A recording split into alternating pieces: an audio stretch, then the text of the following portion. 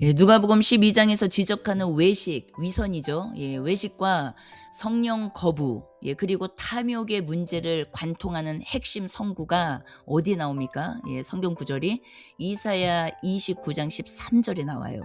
예수님께서 이것을 인용하십니다. 예, 그리고 어때요? 당시 종교인들의 실태를 딱 정확하게 보여주시는 것이에요. 예, 이사야서와 마태복음 이 두 구절을 지금 같이 보셔야 돼요. 그러니까 입술과 마음의 괴리를 가장 날카롭게 지적하신 그 말씀입니다. 이사야 29장 13절을 보면 주께서 이르시되 이 백성이 입으로는 나를 가까이하며 입술로는 나를 공경하나 그들의 마음은 내게서 멀리 떠났나니 그들이 나를 경외함은 사람의 계명으로 가르침을 받았을 뿐이라. 다시요. 사람의 계명으로 그들의 전통을 그냥 따라할 뿐이라는 것이요. 따라갈 뿐이라는 것이요. 사람의 계명, 그들의 전통 뭐예요? 이 땅의 것, 이 땅의 것. 그들의 전통, 이 땅의 것을 지키기 위한 하나님을 사랑하는 마음. 이거예요. 너무 단순합니다. 마태복음 15장 8절 볼게요. 예수님이 인용하신 말씀이에요. 이 백성이 입술로는 나를 공경하되 마음은 내게서 멀도다. 다시요. 이 백성이 입술로는 나를 공경하되 마음은 내게서 멀도다. 무슨 말입니까? 탐욕과 구원의 문제를 연결시키고 있는 성경 구절이에요. 누가복음 12장의 어리석은 부자처럼 하나님을 부르지만 실제로는 돈을 숭배하는 상태를 경고하고 있는 것이에요. 에스겔서 33장 31절 볼게요. 백성이 모이는 것 같이 내게 나오며 내 백성처럼 내 앞에 앉아서 내 말을 들으나 그대로 행하지 아니하니 이는 그 입으로는 사랑을 나타내어도 마음으로는 이익을 따름이라. 다시요. 그 입으로는 사랑을 나타내어도 마음으로는 이익을 따름이라. 무슨 말이냐면은 예배의 자리에 앉아 있어요. 그런데 머릿속은 온통 세상적 이득과 곳간 채울 생각밖에 없어요. 이 상태를 지금 묘사하고 있는 것이에요. 디도서 1장 16절.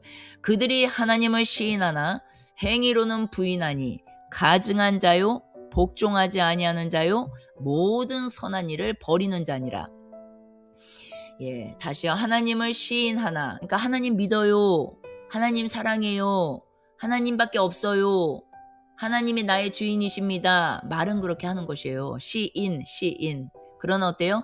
행위로는 부인하니, 삶에서는 부인하니, 내 삶의 현장에서는 부인하니, 가증한 자요, 복종하지 아니하는 자요, 모든 선한 일을 버리는 자니라. 하나님이 말씀하시는 선이 무엇인지 지금 보이십니까? 하나님이 말씀하시는 선이 무엇이에요? 말과 행동이 똑같아지는 거. 말과 행동이 똑같아지는 거. 이것이 하나님이 말씀하시는 선한 자다. 선한 일을 하고 있구나 너가. 그렇게 말씀하시는 것이에요. 그리고 이제는 어때요? 하나님과 재물을 겸하여 섬길 수 없다라고 말씀하세요. 입술의 고백이 거짓임을 증명하는 두 주인의 문제를 말씀하시는 것이에요. 마태복음 6장 24절에 한 사람이 두 주인을 섬기지 못할 것이니 혹 이를 미워하고 저를 사랑하거나 혹 이를 중히 여기고 저를 경히 여김이라. 너희가 하나님과 재물을 겸하여 섬기지 못하느니라. 하나님과 재물을 겸하여 섬기지 못하느니라. 다시요. 하나님과 재물을 겸하여 섬기지 못하느니라. 어떻게 더 이상 이렇게 분명하게 말씀해 주실 수가 있겠습니까? 두 주인에 관련된 내용이에요.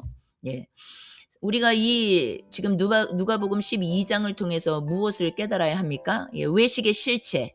외식의 실체는 무엇이에요? 바리새인의 누룩. 외식은 결국 무엇이에요? 입술의 공경만 남고 마음의 경외는 사라진 상태. 입술로는 하나님 믿어요 하고 마음으로는 하나님을 경외한 것이 사라진 상태가 뭐예요? 말과 행동이 다른 삶. 말로는 믿음이라고 하는데 실제 내 삶의 현장에서는 전혀 하나님을 경외하는 마음이 없어. 이것이 외식의 실체라고 성경에서는 말하는 것이에요. 외식의 실체. 외식의 실체. 그리고 성령 모독과 이제 연결을 해야겠죠. 성령님은 우리 마음을 하나님께로 돌이키려고 오신 분이에요. 입술로는 주여 주여 하면서 마음은 끝까지 세상 탐욕, 재물에 고착되어서요. 성령의 호소, 성령의 음성을 거부하는 거. 이것이 바로 무엇이에요? 우리가 과정에서는 모를 수 있어요. 그러나 끝에 가서 보면 알아요. 뭐예요? 시작이 안 된 것이에요. 회개가 안 된 상태에서 하나님을 미친 듯이 따라다닌 것이죠. 능력 받고 싶어서, 은사 받고 싶어서, 잘 살고 싶어서. 보십시오. 그들 뚜껑을 열어보면은 다 뭐예요? 이 땅에서 어떻게 내가 좀 돼볼까? 다 그거예요, 그거. 그런데 이 음성을 듣지 못하고 그것을 계속 따라가는 것 자체가 결국은 이 사람이 정말 성령의 사람이면 한 어떤 시즌 가운데 미혹돼서 잘못 갈 수도 있습니다. 그러나 반드시 이 사람이 성령의 사람이라면 반드시 이 사람을 진짜 중병에 걸리게 하셔라도 데려다 놓으세요. 다시 그 원래 가야 될 그 길로 다시 데려다 놓으신다고요. 그런데 어때요? 끝까지 하나님을 대적하고 다시 세상으로 돌아가.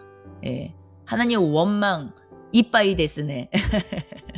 하나님 원망 엄청나게 하고 다시 세상으로 돌아가. 이게 시작이 안 된 것이에요. 회개가 안 된 자라고요. 그리고 어때요? 계속 세상의 것만 머물러 살아. 교회 다닌 지 10년, 20년, 30년, 50년 됐는데 설교도 듣고 교회도 다니고 그리고 뭐 봉사도 하고 다 해요. 헌금도 하고. 그런데 어때요? 세상 것만 하고 살아. 하나님 나라가 뭔지를 몰라요. 그리고 하나님 나라 확장이 무엇인지를 몰라요. 그래서 그런 것에 참여가 전혀 없어요. 생각해 봐야 된다는 것이에요. 지금 내가 정말 내 생명이 하나님의 생명이 된 것인지, 그러면 이 생명이 정말 되었다면 먼저는 죄에 대해, 의에 대해, 심판에 대해 알게 하시고 나를 자유케 하시고 그 자유케 된 그 심령이 십자가 앞에서 그 회심이 된 그 심령이 결국은 이제는 증인되는 세례로 옮겨지는데 하나님의 구원은 완전하잖아요. 완벽하고. 그런데 내가 하나님의 그 생명의 은혜라고 말하고 다시 세상으로 돌아가서 그 안위를 위해서만 살아. 이건 지금 성경적이지 않다라는 것이에요. 우리가 기억해야 된다라는 것이에요. 우리가 은혜 너무 중요하지만 은혜를 헛되이 받으면 안 된다라는 것이죠.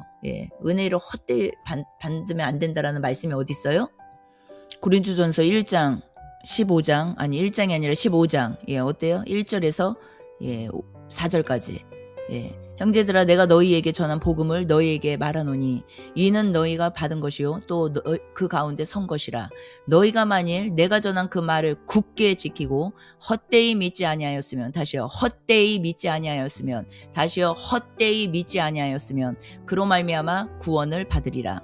내가 받은 것을 먼저 너희에게 전하였노니 이는 내가 받은 것을 먼저 너희에게 전하였노니 이는 내가 받은 것을 먼저 너희에게 전하였노니 이는 성경대로 다시요 성경대로 그리스도께서 우리 죄를 위하여 죽으시고 성경대로예요. 성경대로. 성경을 떠나서 우리가 말을 하면 안 된다는 것이에요. 성경대로. 그리스도께서 우리 죄를 위하여 죽으시고 장사 지내신 바 되었다가 성경대로 사흘 만에 다시 살아나사 게바에게 보이시고 후에 12제자에게와 그 후에 500여 형제에게 일시에 보이셨나니 그 중에 지금까지 대다수는 살아있고 어떤 사람은 잠들었으며 그 후에 야고보에게 보이셨으며 그 후에 모든 사도들에게와 맨 나중에 만삭되지 못하여 난 자 같은 내게도 보이셨느니라. 어떻게 보이셨어요? 성경대로. 하나님께서 말씀대로 우리가 무엇을 믿는 것이에요? 하나님이 이루신 일, 언약, 그분의 약속을 믿는 것이 무엇이라고요? 믿음. 이 믿음을 알기 위해서, 이 믿음을 얻기 위해서 어떻게 해요? 성경을 내가 떼면 안 되죠. 예, 성경을 덮어놓고 살면 안 되죠. 예, 그런데 어떻게 그분의 언약을 우리가 알 수가 있겠습니까? 예, 모릅니다. 예, 그래서 예, 이 믿음은 진리라는 것은 어때요? 예, 진리 하면은 어떤 생각을 해야 돼요? 예, 진리. 이 진리라는 것은 우리의 육덩어리, 이 썩어 없어질 몸뚱이, 이 육덩어리를 위해서 주신 약속이 진리가 아니에요. 진리라는 말의 의미는 영혼에게 주신 언약이에요. 영원히 사는 영원한 나라에 대한 언약, 약속. 예, 이것이 무엇이라고요? 진리라고 하는 것이에요. 진리. 그런데 이 몸뚱이, 육덩이를 위해서 예, 이제는 주신 내용으로 다 바꿔 먹어 버린 거. 이것이 뭐예요? 예, 말씀을 다 떡해 먹었다고 하는 것이에요. 예. 그래서 떡으로만 살 것이 아니에요. 입에 넣는 이 떡으로만 살 것이 아니에요. 하나님의 말씀으로 살 것이라고 말씀하신 것이에요. 예, 정리할게요. 예, 누가복음 12장 문맥을 통해서 우리가 깨달아야 될 거. 첫 번째, 외식의 실체가 무엇인지 분명히 알았어요. 예, 바리새인의 누룩. 외식은 결국 무엇이라고요? 입으로만 공경하는 것이에요. 입으로만. 예, 마음의 경외가 사라진 상태를 말하는 것이에요.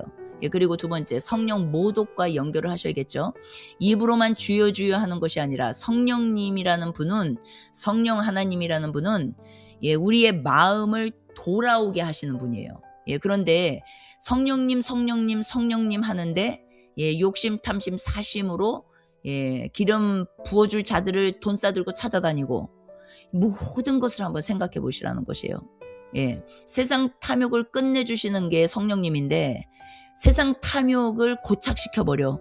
예, 야, 이 땅에서 잘 먹고 잘 산다. 예, 능력 받아봐라. 너 기름 부음 받아봐라. 돈 따라오고 못 따라오고 이 땅에서 부귀영화를 누리게 산다.